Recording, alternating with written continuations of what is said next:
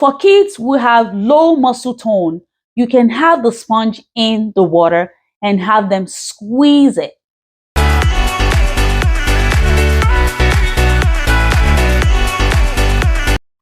Hi everyone.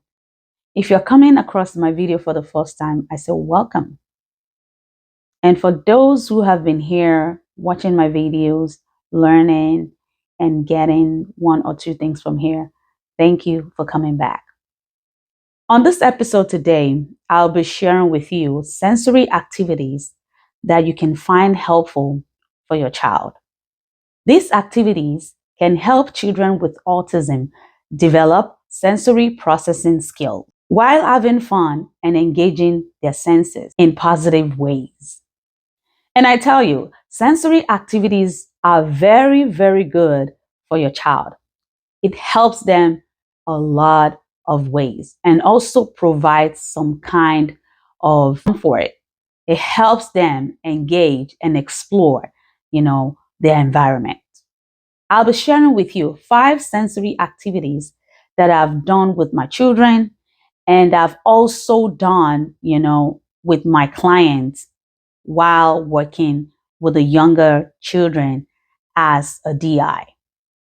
The first one I'm going to be talking about is called the sound bottles. Now, with the sound bottles, you'll find an empty bottle and put any item that you feel can make sounds for your child. For example, you can find an empty bottle of water, and you can put in some rice, you can fill it up, you can make it halfway, you can put beads in this empty bottle, or you can put in beans. You can also find this product online in case you want to buy it. But I love to try new things in my home and with my children. So if you want to try any of this, that will be very helpful, for your child. Now, after you've poured either of those items that I've mentioned to you in this bottle, children will love to shake it. So they will shake it, close to their ears. It provides some kind of soothing to them.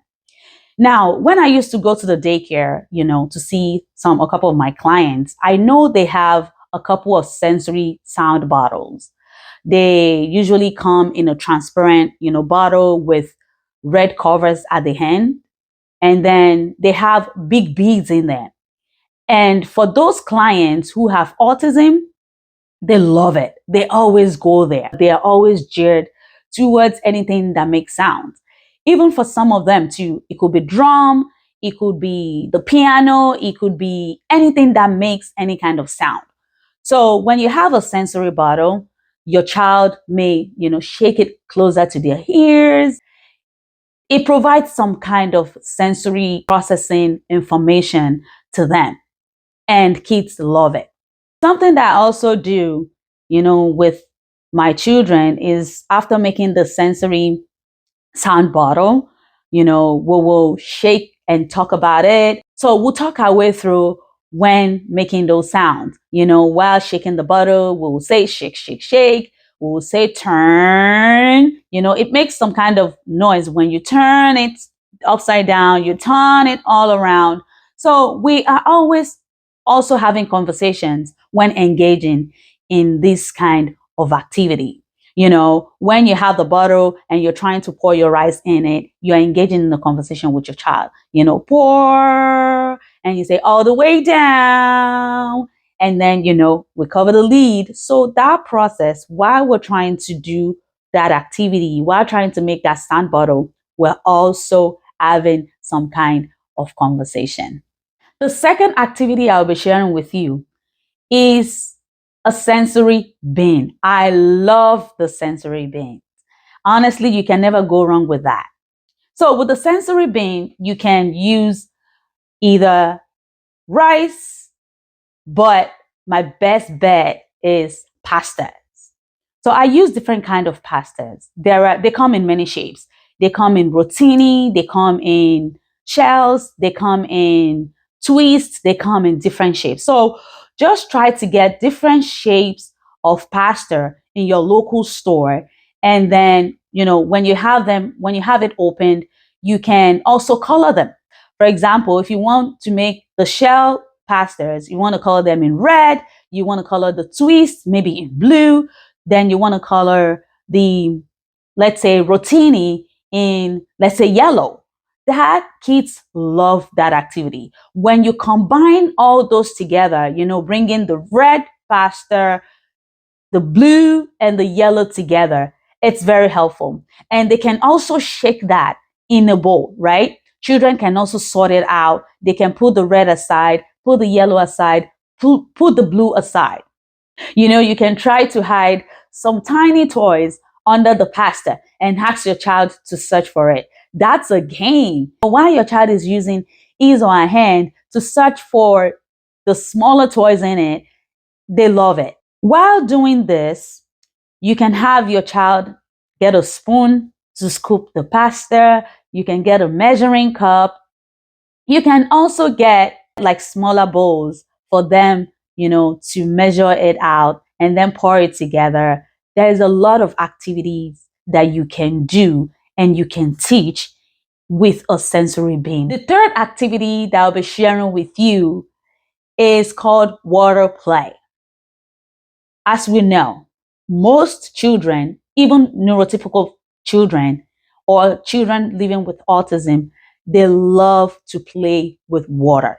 That I am sure and positive that you can never go wrong with that. So with the water play, you want to get different kinds of, measuring cups. And if you need to do this activity, you can either have a table and also like a bowl. For daycares, they have those water tables. If you're not able to buy that one online, you can figure out and find an option for yourself. You can find like a big bin and place it on a table for your child. Now, when you have that bin, you pour some water in there. Then you can have different kinds of measuring cups. You can also color your water if you choose to, or you can add some ice in there for your child, depending on your child's preference. So there's a lot of things you can do with water. Now, you can have some smaller toys in there. If your child loves toys, put it in there. You can try that. Or you can make bubbles out of that water. So what you just need to do is add a little bit of your liquid detergent in that water, and then you see the foam. You sit it all out. Then you can find something that can be helpful and have your child blow the bubbles while you're also engaging in some conversation. You can also have a sponge in that water play. It's very, very good, for their fine motor skills. For kids who have low muscle tone, you can have the sponge in the water and have them squeeze it. It's very helpful. It strengthens the fine motor skills and also the muscle tone. So that is why water play is very good for kids. I know it can be kind of messy, but you will find it very helpful for your child. Water play activity can be done outdoors during summer, can be done in your bathroom, can be done in your kitchen. Wherever you prefer, you can engage in this activity with your child. This water activity helps with tactile development and hand-eye coordination. The number 4 sensory activity you can engage in with your child is playing with clay or Play-Doh. Children love Play-Doh, especially with the texture. It's kind of soft. If you're unable to buy a Play-Doh in your local $1 store, you can make it at home. So if you're making the Play-Doh at home, you just need to get some flour, a little bit of water, and a little bit of oil. And that's it. What I've tried, especially during COVID, when we were much more at home with my children, is I found a glove, just one piece of glove. I poured the flour in there, a little bit of water, tied the tip of the glove, and have them squeeze it from outside. They squeezed the glove because I really don't want a lot of mess. So I have them squeeze the gloves until they're able to make that Play-Doh. Play-Doh activities can be used for squishing, rolling, and molding. While your child is playing with the Play-Doh or clay, you can add tools like cookie cutter, you can add scissors, you can add rolling pins, you can have different types of shapes. Kids love to explore, and that helps their creative mind. This activity increases fine motor skills when children squeeze the Play-Doh, which strengthens the fingers and the hand muscle. And the last sensory activity I'll be discussing today is finger painting and using sensory sand. For finger painting, you can easily get your paint from a local store and some few brushes. Now, you try to be creative. You can either draw their finger using the pencil and then paint each of the finger, right? Put the paint, any color that you think your child would like, put the paint on the finger and have them stamp it on the paper.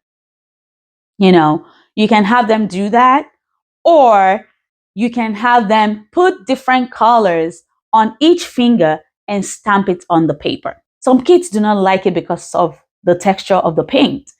And some people will try to run away, from that kind of activity. But what can also be helpful is if you can add different textures to that paint as well. You can add or sprinkle some rice in the paint and have your child mess with it and have, some glitter in the paint and have your child make whatever they like. Or you can decide to have some sensory sand for some tactile sensation. Look, with sensory sand, you can never go wrong on that. I remember last week when we were at the beach, with the kids, Dara enjoys walking. Dara loves playing with the sand.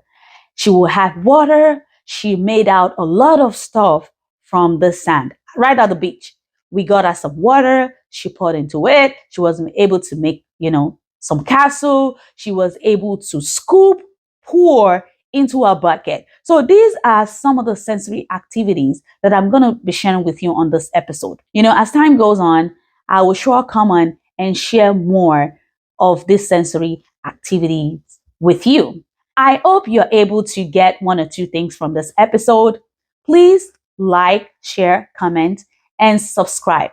I hope you have a good one, and I will see you in my next episode. Please reach out if you have questions or any concern. Reach out through my email, or you can comment right below. Thank you for being here, and have a good one. Bye-bye.